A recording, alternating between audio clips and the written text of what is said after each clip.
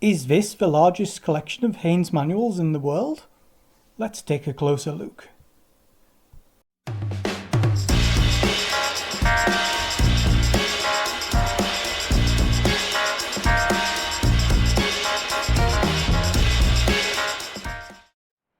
So this is some of my Haynes manual collection. I've got some elsewhere in the house as well, and some in the garage. And I've got a pile here as well of duplicates. So I've got a spreadsheet. I keep track of all of these. If the maths is right, I've got 337 in total. And that's just the Haynes workshop manuals. It doesn't include the Haynes specialty manuals. I've got 93 duplicates, and that gives you a grand number of 244 unique manuals. As I said, that doesn't include some of the specialty ones, and it also does include manuals I've got made by other companies as well. Here's a quick overview of what I've got. They're all in alphabetical order at the moment. So Austin, Healey, Alfa Romeo, Audi, Austin MG, Bedford, British Leyland, BMW, Citroen, Datsun. So it goes on. You've got Fiats down here. I've got lots of Fords. Awful lot of Fords, more than any other. Honda, Lancia, Land Rover, Mazda, MG, Mercedes-Benz, Mini, Nissan, Peugeot, Renault, Rover, Skoda. Down here, I've even got a Subaru one, Talbot, Toyota, Triumph, Vauxhall, and a load of Vauxhall as well, Volvo, and Volkswagen. Out of all of these, the one I think is the oddest is actually the Lancia Beta. So the Lancia Beta was known for being a very unreliable car and a car that would rust away. Yet, I have a Haynes manual for one, still in its original packaging, with its original price of £5. And I don't know how this has survived, because, say, there weren't great cars at the time. Maybe it rusted away before the owner actually got around to doing any work on it. That's the only thing I can think of. This is a copy of the first manual or book that John Haynes did when he was 16 about how to build a 750 special type car based upon an Austin 7, and you can sort of see the format it's in, sort of typed up and with hand-drawn sketches in it. It's a really interesting book, and you can see why this was the inspiration for the workshop manuals. Unfortunately, this isn't an original first edition. This is just a republication that Haynes did to go with the autobiography. But I do have the first workshop manual that he did. So for the Austin Healey Sprite and MG Midget. So this came out in 1966. And you've got to remember, back then, running a car was quite different to now. Servicing was a lot more regular. You're talking every 3,000 miles. And it was helpful to the average owner to know what to do themselves to help reduce costs. So, you know, regularly you would have to adjust your points, or you would have to clean out your carburetor. And this book told them how to do it. It certainly wasn't the first manual of its type, but it was the first one aimed at your sort of average person, that they could pick this up and understand it. And it's got this beautiful artwork in it.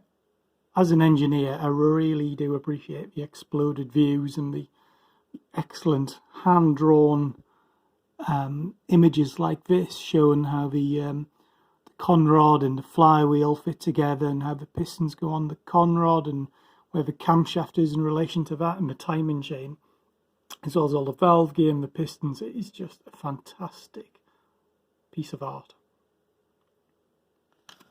The format of the manuals has changed quite a bit over the years. So this is in 1971 for a Mark I Ford Escort, and it's a paperback book, and it's sort of very technical. It's got a mix of photos and drawings in here as well. Yeah, again, some more beautiful artwork. But then that sort of evolved into probably what most people would recognise, which is this, which is the hardback version. So it's the same car, same years, but hardback. And that's when they start featuring this beautiful artwork on the front by Terry Davey. So he did all of these cutaway drawings, and they're just amazing in themselves. There's so much detail in there, all drawn by hand. Really, really nice drawings. But yeah, this is more like a traditional format you would see. Still got a mixture of photographs in it and technical drawings. Also got colour pages which are introduced to show how your spark plugs need to look. So yeah, quite a nice book. And then as you sort of move on, as the Escort sort of developed, you got the 1980s one here. Again, it's got the cutaway by Terry Davey, except this time it's a Mark III Escort on it. As they get sort of newer, you get more photographs in it, and the thickness of the book gets a lot bigger as cars get more complex. And then finally you move on to the sort of format which was used in the 1990s and used all the way up until they published the last manual in 2021, which is sort of colour photograph on the front. Quite different to the original Terry Davey one. You can actually look at it, it's actually the same image, but it's obviously been photoshopped to make it look like that. And one of the reasons they did that was to make the manuals look less complicated to your average person. So the fear was that someone would look at that and go, ooh, that looks really complicated to me, and I don't know what I'm doing. But someone looks at that and go, oh yeah, that's my Ford Escort. And you can see the name change as well from an owner's workshop manual to a Haynes service and repair manual. So yeah, they went to a 3-column format as well, just to make it easier to read, and tasks were broken down into sort of smaller tasks really. And we started to get the spanner ratings as well, telling you how complicated this task is. So complete dismantling of the engine is a 4 spanner out of 5 spanner task, which means it's pretty difficult, but not impossible to do. So as well as the workshop manuals, I've got some of the more specialist ones, like the Haynes bodywork repair manual, engine management manual, which is actually really useful. I've got some more of the novelty manuals I've done recently, such as Westland Lynx helicopter. Also got the Vulcan bomber as well, one of my favourites. I've got this one on the history of Haynes in the company, first 40 years, which is a really good read. I've got other ones on race cars and things like JCBs and tractors, trailers, caravans. These 3 are really good. The Build Your Own Car series, the first one by Ron Champion, building a low-cost car. Second one is sort of the same book, but talks about racing it. And the third one's an updated one, showing you how to build one using MX5 components. Renovation manuals, restorers manuals, book about the Titanic. And I've got this really good one as well, which is it's actually a kid's colouring book, and it contains loads of the cutaway drawings by Terry Davey. So I'll show you this in a bit more detail.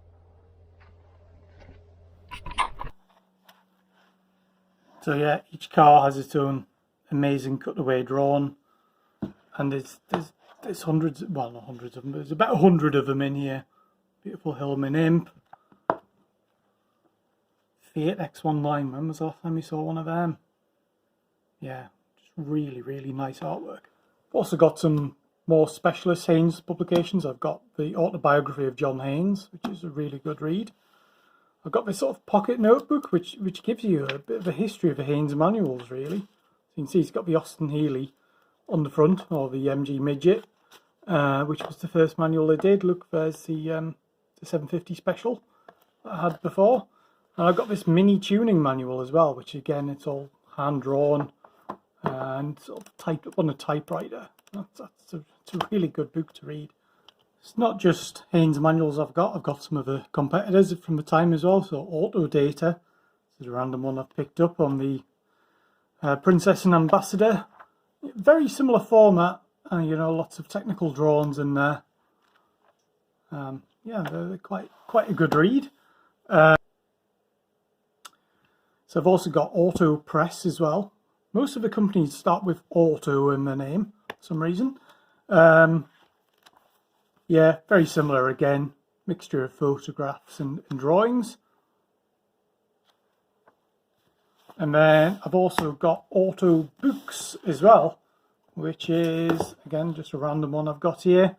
They all have the same front cover. This one's for a Cortina. And yeah, similar format again with the mixture of photos and drawings, very detailed. Also got one or two oddities like this British Leyland service manual for the Jaguar XJ6 and Daimler. So this is like a proper one that if you, back in the day, if you took your Jag to a British Leyland garage, this is what they would use. So yeah, it's quite a thick book really. And I think that's what Haynes wanted to do. They wanted to sort of, these manuals existed, but they were very complicated and they covered everything. Haynes just wanted to condense that information down to what is your average driver or car owner needing to know about regular servicing and minor repairs. And that's what they've done, and that's what they did sort of rather successfully for quite a few years. So if you would ask me what my favourite one is, I'd probably say it's the minis, just because I like minis a lot. And I've got quite an evolution of the manuals for the minis as well, from 1971 up until the 1990s. There's one I've not got yet, which is a 1966 version, one of the first manuals, but I'm on the lookout for one of those. So this is the oldest mini one I've got. I think it's from 1971, this one. And there was a slightly earlier one than this, but unfortunately I've not got that. But you know, it's great. It covers the Mini Cooper S, Clubman GTL Hornet. And yeah, it's just, again, just an amazing thing to read and incredible pictures. And yeah, I mean, a lot of the information in here is word for word the same as in the later Haynes manuals. So if you look at the section on engine removal,